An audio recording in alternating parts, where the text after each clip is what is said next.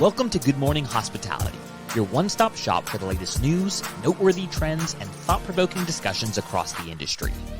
From hotels and short-term rentals to all things travel and hospitality, you'll find each episode equips you with the information that you need to start your week. Join us on Good Morning Hospitality every Monday, wherever you get your podcasts.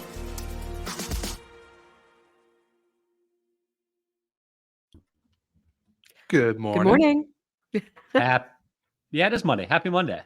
Yeah. Best day of the week.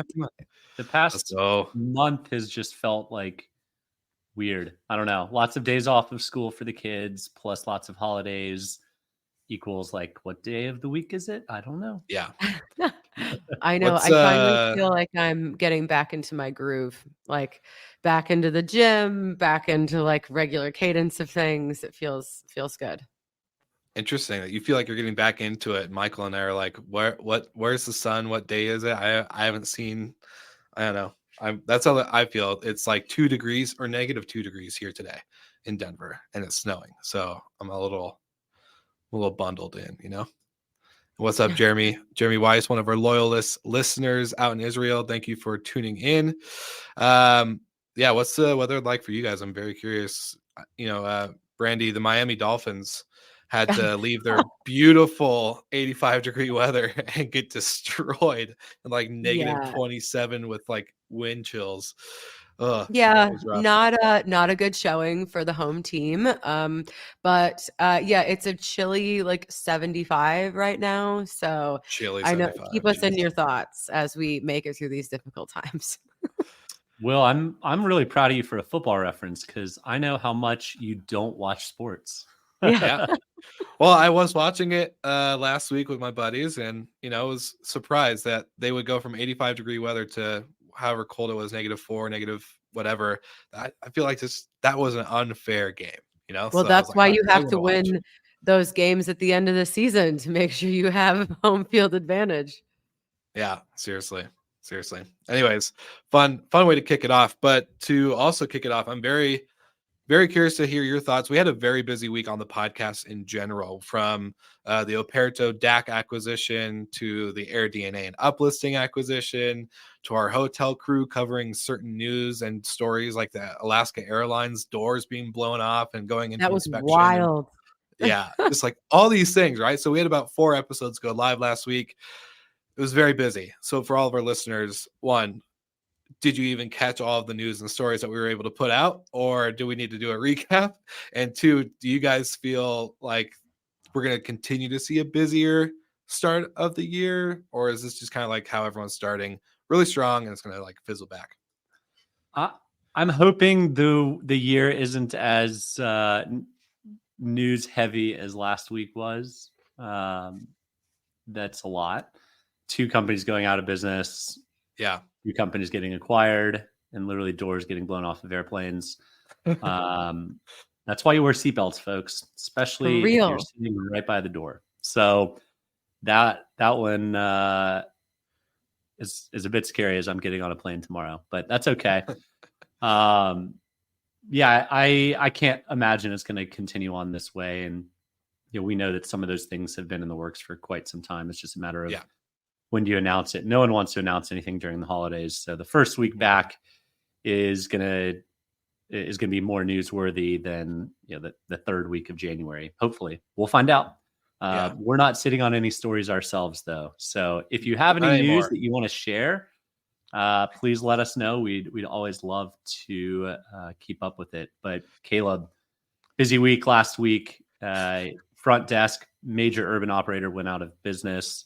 Here, a fund to purchase and own shares of vacation rentals also went out of business, and then had 2 acquisitions. Operto acquired DAC for their front-facing guest app, and uplisting was acquired by AirDNA.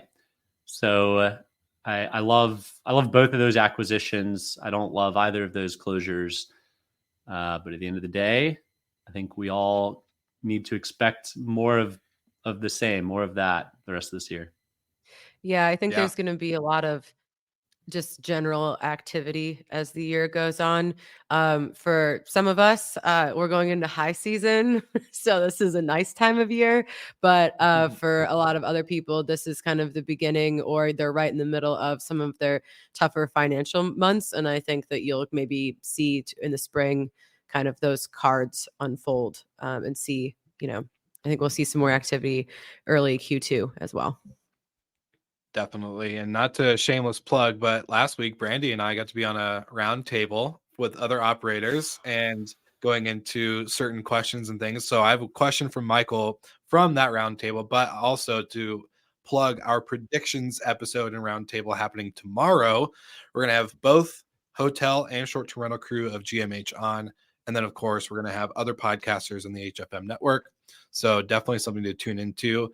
We're going to put those crystal balls to use. But Michael, one of the questions I got to ask everybody at the end of the roundtable last week was, what's one thing you've changed your mind on in the last 12 months?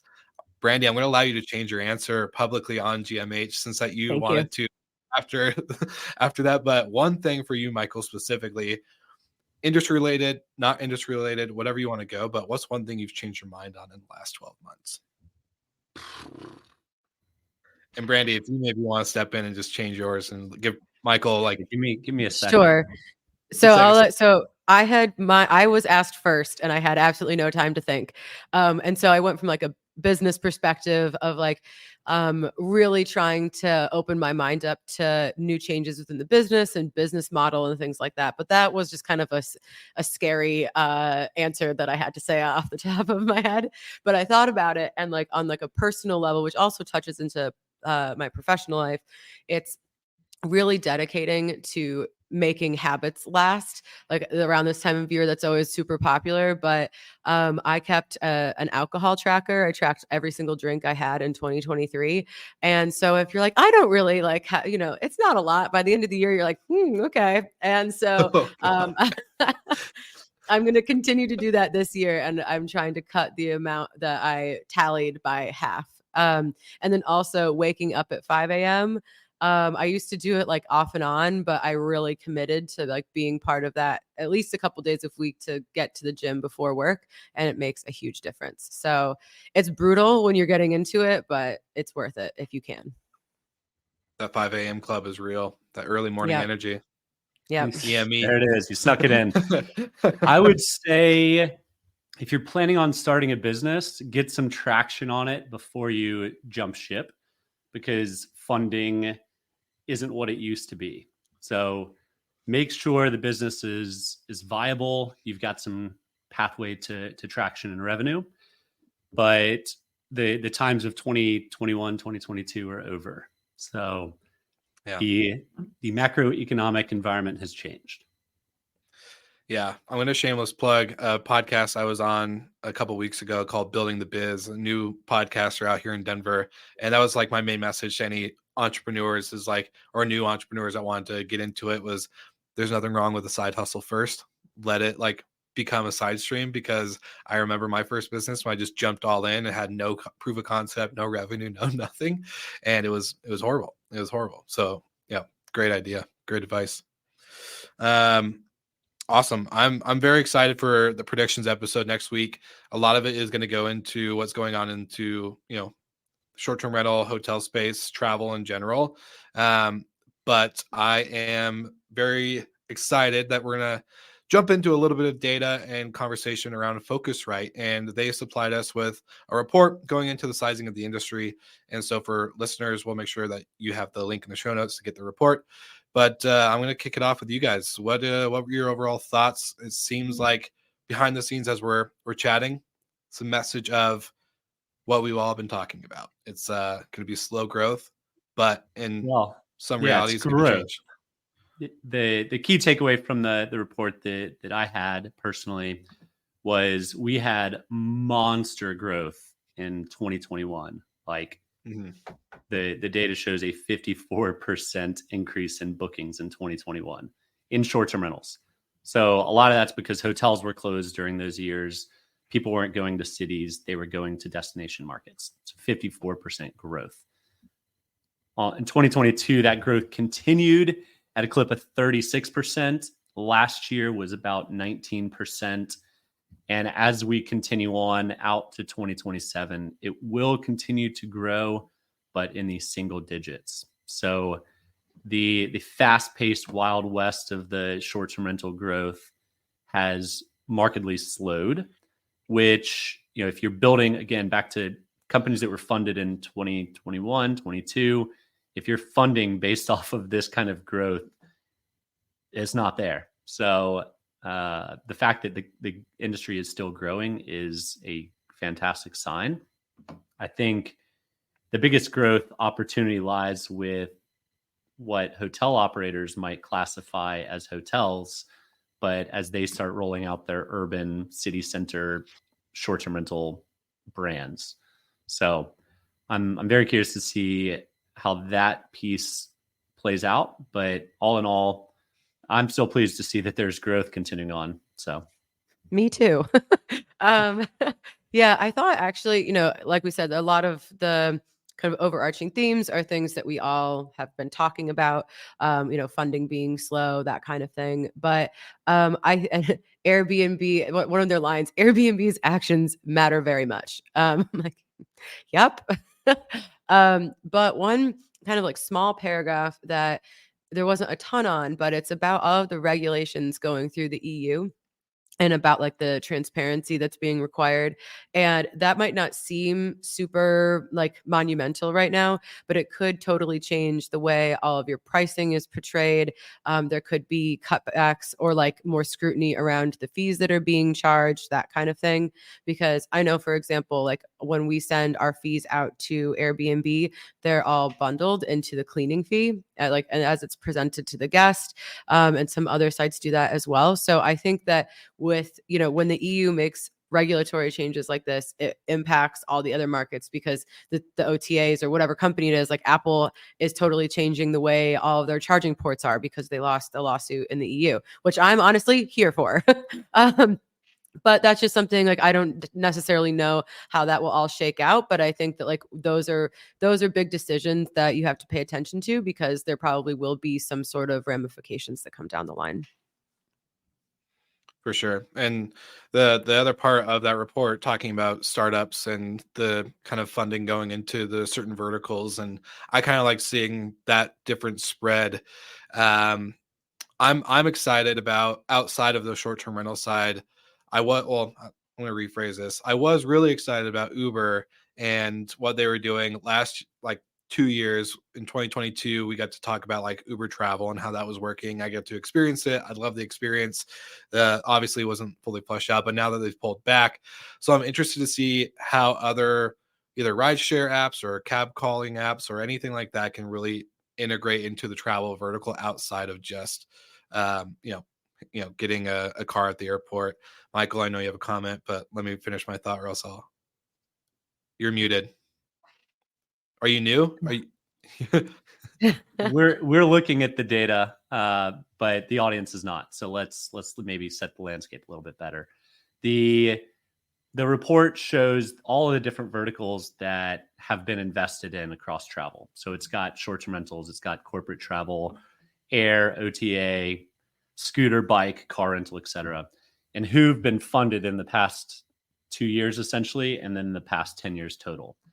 And the segments that have been most funded in the past 2 years are the short-term rental segment and the corporate travel segment.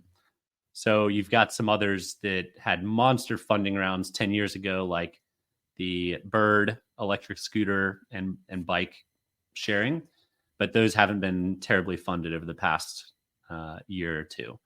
So it's good to see that there's lots of funding going into short-term rentals still.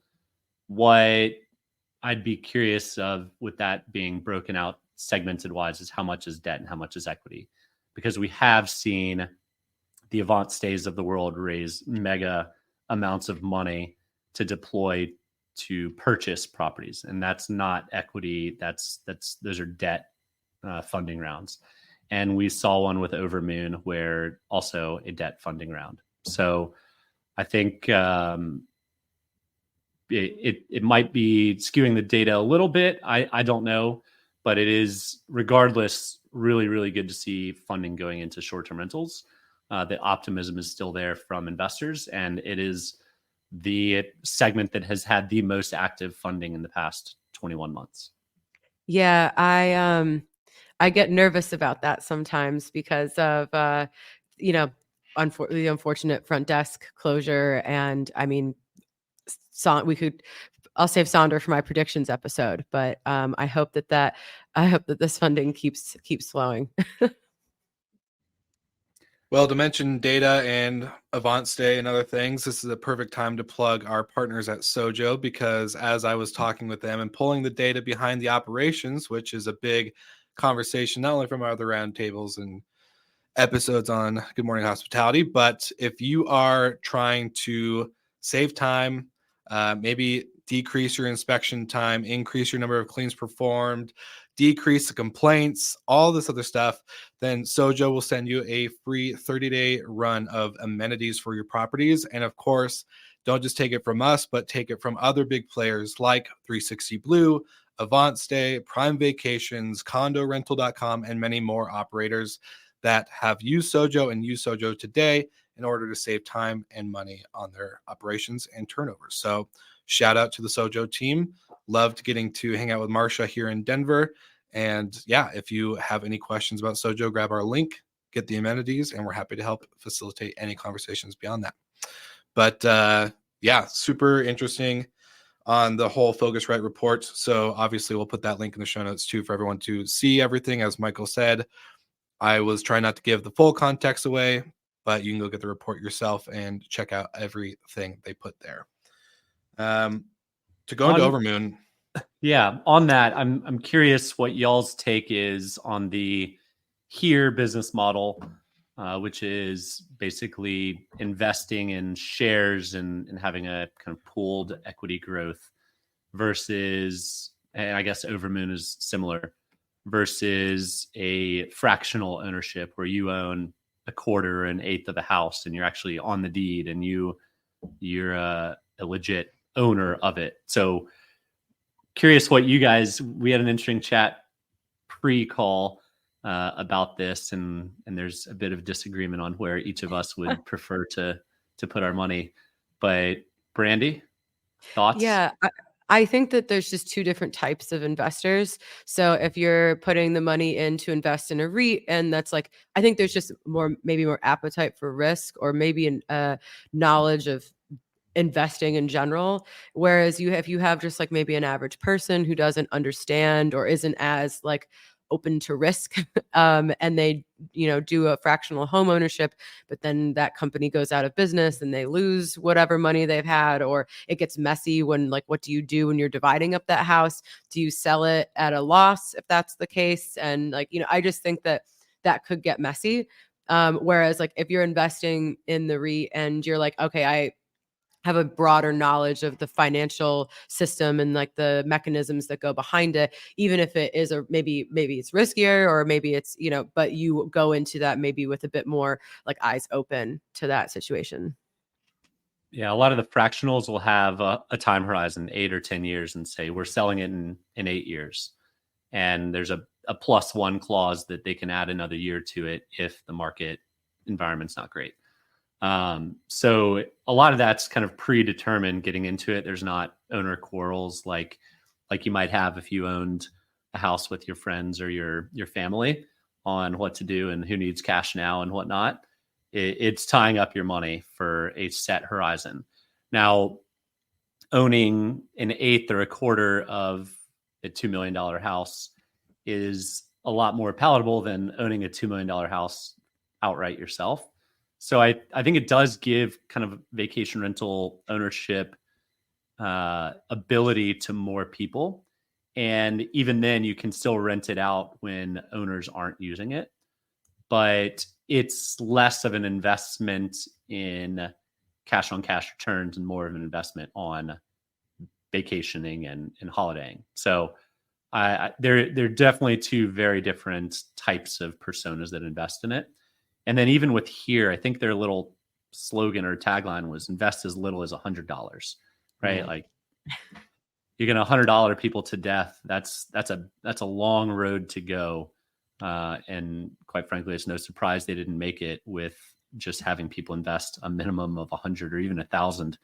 Is just going to take so many people that it's going to be really hard to scale that business. And then from an operations standpoint, we heard they had some pretty serious challenges operationally as well. Yeah, and last week, Dennis from Cassiola, who they also have their guest store arm, the investment arm that they do, mentioned he wasn't really surprised that they closed, and the property types that they're investing in were just insane amounts of money for the quality of the actual home. So the homes themselves were actually that great, and especially in specific markets. So I'm very, I don't know, curious when it comes to the Overmoon thing. The one thing I wasn't excited about reading their press release around their funding of debt and venture capital is that they're starting with Orlando or Florida in general.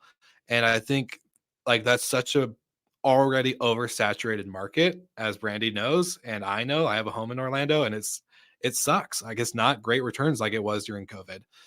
Everyone and their mother and their grandmother and their nieces and their nephews and everybody in their family basically bought a home in Florida and started renting them out on Airbnb. And now it's just too much. So I'm not excited about the Overmoon strategy of going directly to Florida as like their go-to market to deploy this capital. I think they could have done better or found a way more interesting market that has probably way less saturation. But that's just my 2 cents. Yeah, Brandy, any Florida's thoughts? popular. Yeah, I mean, first, The I mean, COVID I'm always darling.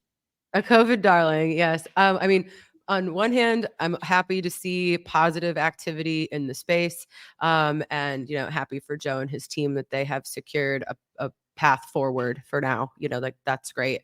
And yeah, I mean, I think Florida is becoming more and more difficult.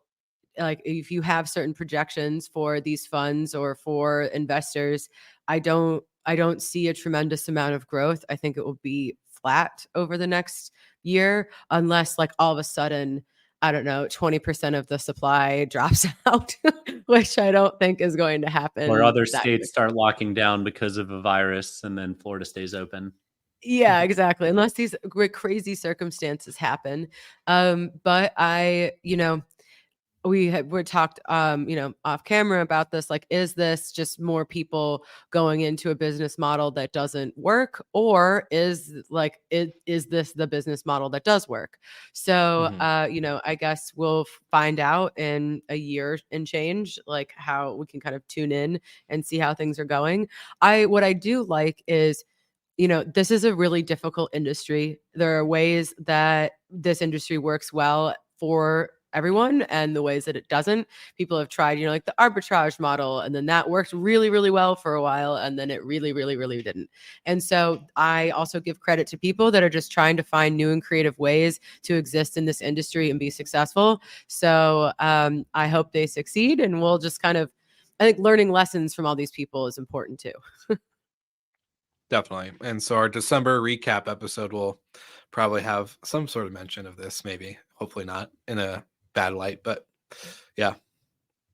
Yeah, I mean, vacation rental operators have been around for decades and decades and decades. It's nothing new. I think scaling has been proven quite difficult for both the destination companies like Turnkey and Vacasa and the urban folks like Saunders Stock Price.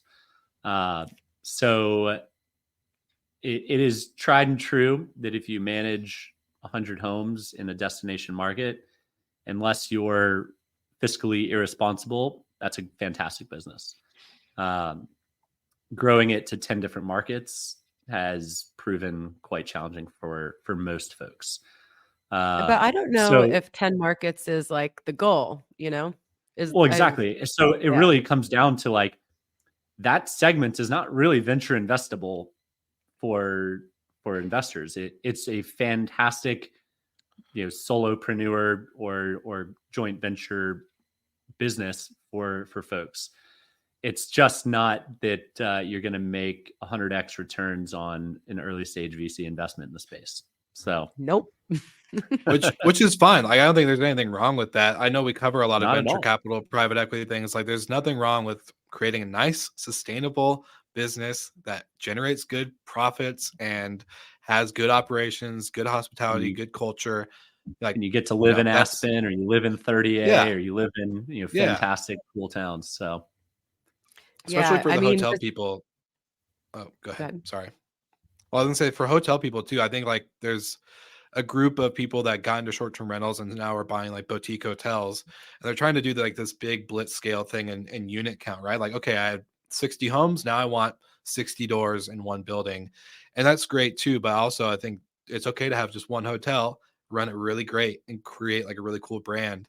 A brand that I've been watching in the hotel space on the boutique side is Lodge, Loge. Love Lodge. You know, very love Lodge, like beautiful brand. And they had some big growth, I would say, during 2019 and 2020, but they're slowly just adding probably one property every year and a half, 2 years. And it seems to be a really sustainable model that they built a really good brand around. And, you know, just stuff like that is also exciting. I think, you know, we talk a lot of venture and private equity. It's okay to just be slow and steady and profitable, to say the least. I mean, the sexiest thing is a business that exists and is profitable. So however you get there, and maybe like not trying to pull your hair out every day. So yeah, that's 100%. I think that's Actually just take part a of business vacation yourself. ownership. yeah. But you know, at least for the first 10 years. Hoping to prove that wrong in the next few years, but it's certainly been that way. One quick mention before we head out. I just wanted to, you know, Will, you were super into this company recently, and that was Cabana renting these kind of like tricked out vans. Van life was really popular, and they have gone out of business. And I can't say that I'm totally surprised, but I know this was kind of like a darling for you, Will. So I my know. condolences. RIP. But hey, I will say this: if anyone from Cabana is listening, if you guys have a couple extra vans that you can't get rid of, Colorado is a beautiful state, and I'm happy to take them off your hands. That's what I'll say. Because I think that would be like, going back to the comment of having like a nice profitable company that's like slow and like local, like having 3 of those and running like a small fleet of that, I think that would be sick. Like, what a fun experience. There's no need to scale it and raise a ton of money. Just create something cool. Is this going to be your 30th business venture that you just want to tack on to your schedule? Don't do it, Will. Don't do it. Don't do it. Look, if Hey, you I'm want happy to if you want to go camping, go camping. If you want a cool outdoor experience, there's lots of really cool glamping locations, especially in Colorado. If you want a hotel, there's great outdoor hotels. Why do you want to sleep in a car? I think it's cool because you can pick either or. That.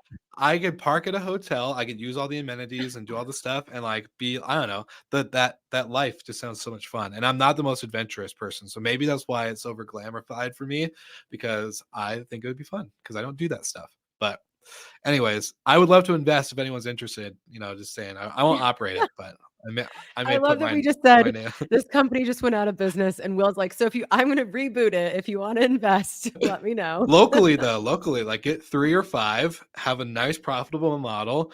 Don't go anything too crazy. Run a lean team. Use tech. All the stuff that we talk about. Let's apply the podcast to a business. I'm like, Will's like, how do I decrease my stress? Let's add another hospitality business. 3 cars. What? Cars never break. Flat tires? What?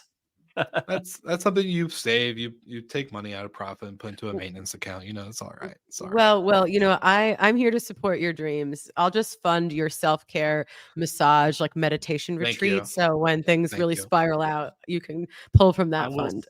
I will support you by not letting you do this. Michael, why can't you be more supportive like Brandy? Dang it.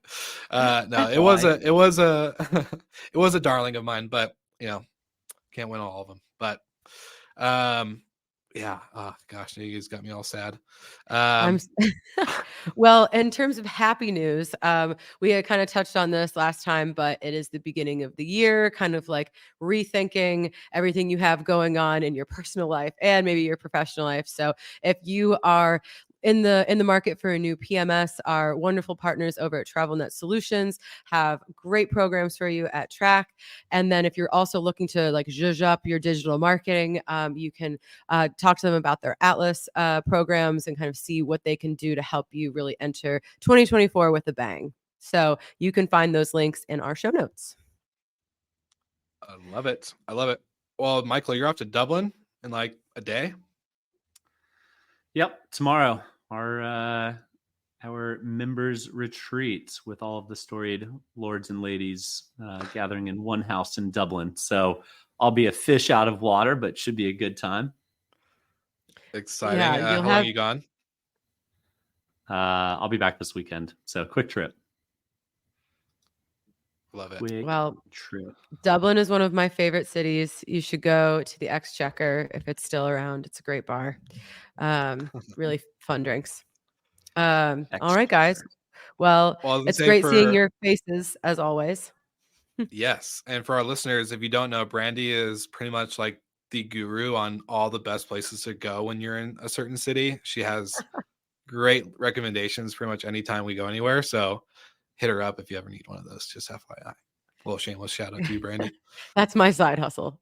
I love it. Well, okay, everybody that's tuning into the live, thank you so much. And of course, for all of our listeners listening to the recap, check out the show notes. Sponsors, partners, webinars, predictions, all these things are going to be in there.